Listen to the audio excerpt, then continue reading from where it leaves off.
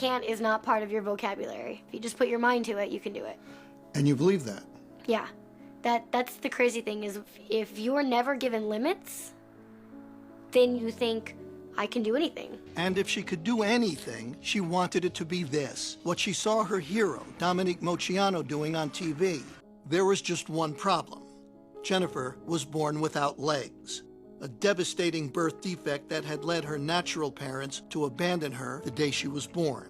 It bothered me to think that there was a little girl that was left at the hospital and she had no legs, so I thought she needed a family that would love her and take care of her. Sharon and her husband Gerald brought her home to the tiny town of Hardinville, Illinois.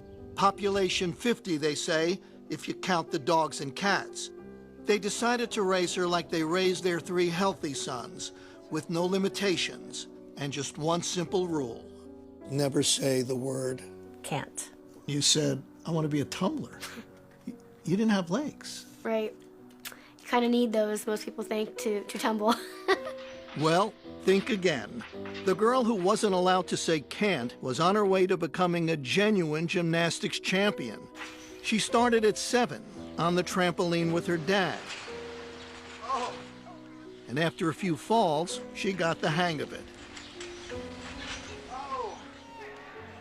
In time, she was competing. And soon after that, she was dominating.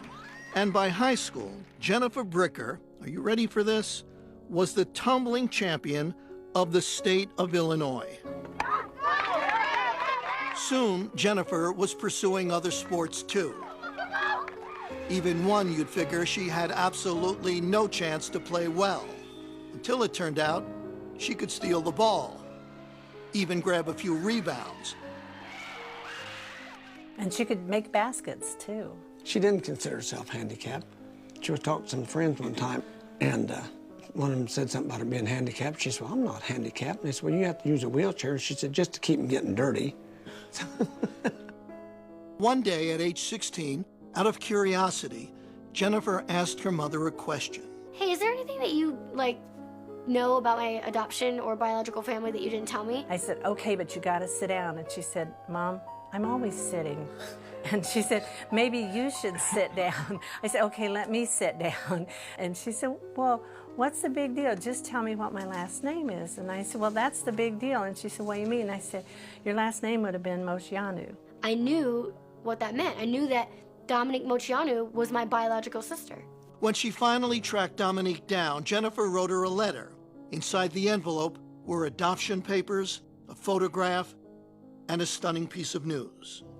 My biological last name is Moceanu.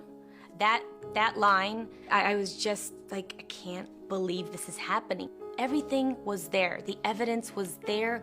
Jennifer looked like the spitting image of my youngest sister, Christina. What a moment for anyone to even speak to their childhood idol, but for their childhood idol to be their sister, that's something. She told me she was an athlete in the letter. In fact, I was her inspiration to start tumbling and doing gymnastics. And then on the phone call, she goes, oh, by the way, I have no legs.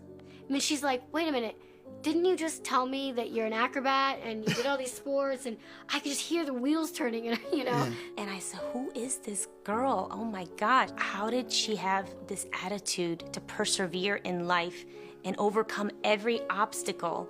And she's my sister. Jennifer has moved out to Hollywood. Where else if you want to be a star? She drives a specially equipped car and lives a normal, independent life. And she's earning a living. How else? As a gymnast. She's an acrobat who has toured with Britney Spears.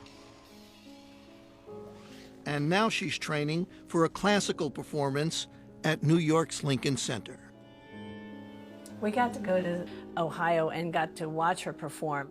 The audience just went crazy. They stood up and they were whistling and screaming and clapping and all this, and I was blubbering. I was sobbing because it was so beautiful, and it's like, oh my goodness, that's my baby. The baby who was taught early on never to say the word can't.